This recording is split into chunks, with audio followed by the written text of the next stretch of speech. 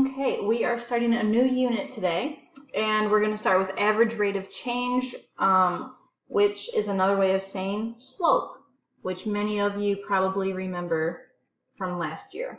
Rise over run. Remember that? So it says, what is the average rate of change?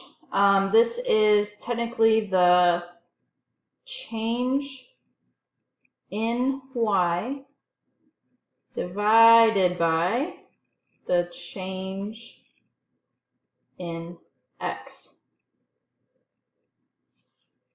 Okay, and you might remember this formula, y sub 2 minus y sub 1 over x sub 2 minus x sub 1. Or when looking at it graphically, we use rise over run. And I will explain all of that here. But remember, rise is up and down, and run is side to side. Someone, I don't remember who, someone always said you have to rise before you run. I don't know. But we'll talk about that when we actually have to graph using these. We have some more blanks to fill in down below before we get to some actual math. So if the average rate of change or the slope, I usually call it slope, is the same with each point or numbers, then we have a linear equation, which means that the picture of our graph will be a straight line, which is what you had to graph on your test the other day. Straight lines. If it's not a straight line, then you did something wrong. Down here, what happens if you have a, this one's going to be a vertical line.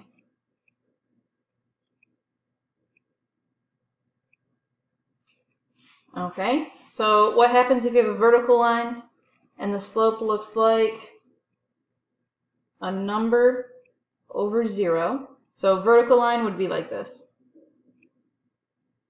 I don't have a ruler on me right now, so that's as good as it gets. So a vertical line has a slope that looks like a number over 0. That slope is undefined because you can't divide a number by 0. Anything divided by 0 is undefined. And then over here, we're going to talk about a horizontal line. Horizontal goes across the horizon. So horizontal. Horizontal line, the slope looks like a, 0 over a number and has a slope that is 0. There is no rise, but there is a run. So it does not go up, but it does go across. That one has a slope of 0. Okay, now we're actually going to find the average rate of change of 2 points. And for this, you are going to want to remember that formula from up above. I'm going to rewrite it right here. It's y sub 2 minus y sub 1 over x sub 2 minus x sub 1. Okay, now I'm going to zoom in a little bit. Yes, this is my countertop in my kitchen. I don't have my office set up yet, so this is as good as it gets. Okay, so this is going to be x sub 1 and y sub 1. This will be x sub 2. This will be y sub 2. If that helps you, you can do that on all of the problems. I would recommend it for a lot of you, just so you don't get it mixed up. But here we go. So y sub 2 is 0. So 0 minus. Y sub 1 is this one, so 3. Over x sub 2 is negative 5. Minus x sub 1 is 4. Okay, now we simplify it. 0 minus negative 3, or I'm sorry, I just told you the answer. 0 minus 3 is negative 3. And negative 5 minus 4 is negative 9. And you need to reduce your fraction If you don't know how to do that, just type it into your graphing calculator. You'll get a decimal, and then you hit math, enter, enter. I don't have one of those calculators with me right now, so I can't show you that on the video. But I do know that this reduces to 1/3, or 1/3. So you would go up 1/3. But we'll start graphing that next week. Okay, let's look at example 2. So same formula, 4 minus this, 6 minus this. So let's do that. 4 minus, and y sub 1 is -3, so I'm going to put that -3 inside parentheses. Minus a negative changes it to adding a positive. And then 6 minus 5. So if you're confused by that, the two minuses make positives, raise your hand, call me over. Please don't be confused. 4 plus 3 is 7. 6 minus 5 is 1. You can leave it as 7/1. When we graph it, you're going to want to leave it like that. Or for now, you can reduce it down to 7. But I'll leave it as 7/1. Because that means we would go up 7/1. Okay, one more on this side. This is going to be -5 minus -1 over 0 minus -2. So double negatives change to adding.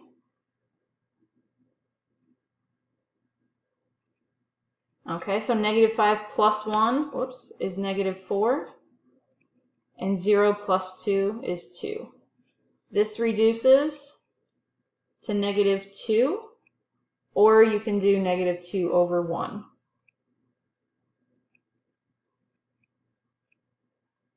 And that's how you find the slope with points. Now let's turn over to the back, and we're given tables that we're going to have to find the rate of change.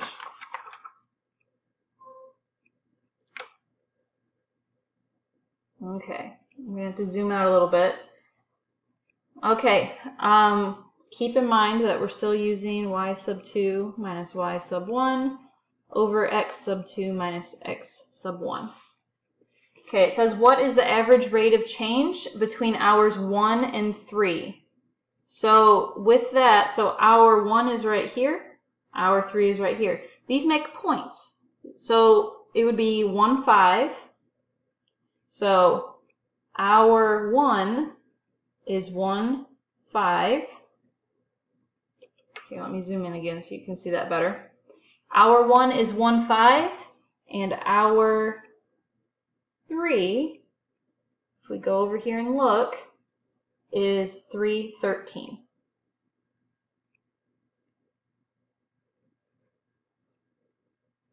There's our 2 points. Now we can use this. Now, it does not matter which one you decide is 1 and which one is 2. You just have to make sure you keep it the same.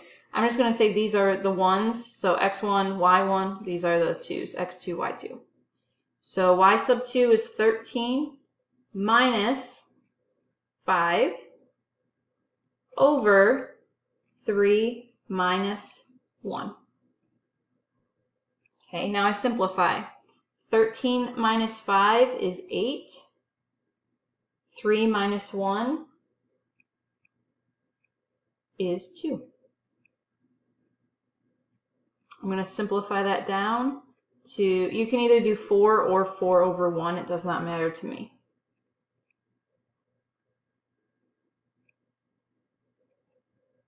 Okay, let's look at another one.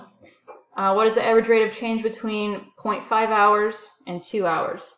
So hour 0.5 and hour 2. So hour 0.5 is right here. It's 0.53. And hour 2 is 2.7. Okay, so same thing that we just did up above. I would love for you to pause this and try this one on your own. You're not going to learn if you're just waiting for me to do it all for you. which might explain some of your grades right now. Just saying. Hopefully you are doing 7 minus 3 over 2 minus 0.5.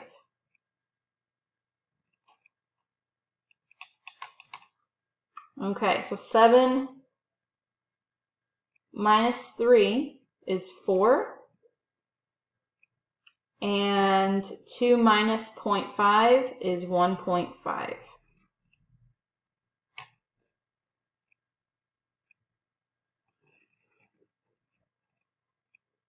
I can't reduce this down any farther. If you actually type this into your calculator, it will reduce it up to 8/3 because you're not really supposed to have a decimal in it, but we're just going to keep it like that for now.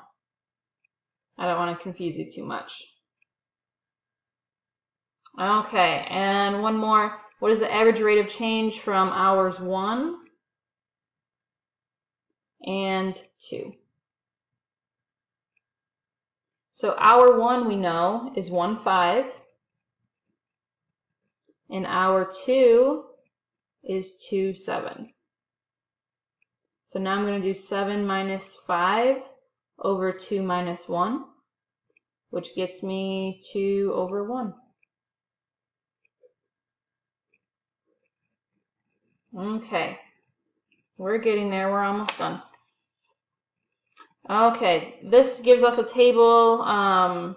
It shows the year and the cost of sending 1 ounce letter in cents. These are years after 2000, so this is really year 2003, 2004, 2006, 2008, and 2013.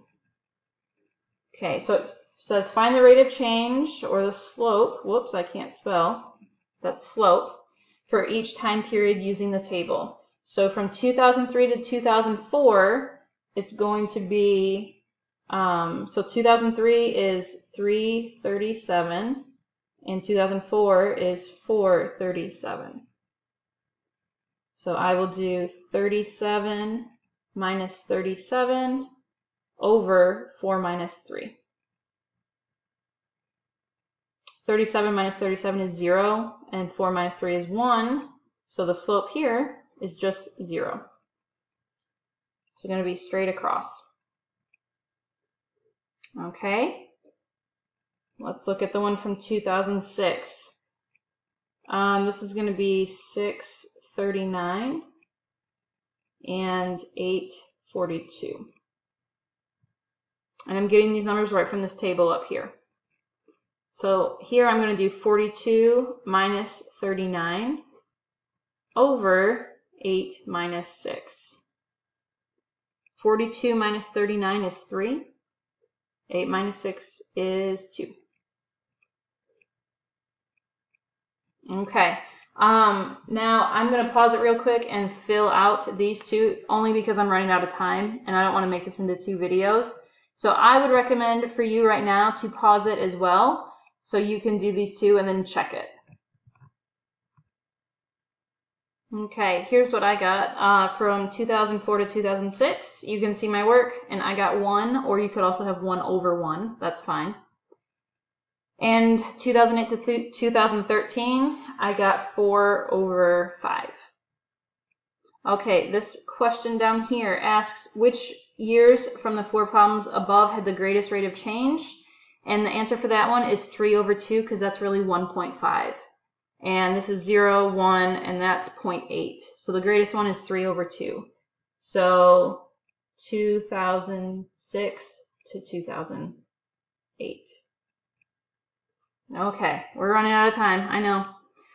For both of these graphs down here, you're given both points. You need to take those points and use that formula, y sub 2 minus y sub 1 over x sub 2 minus x sub 1.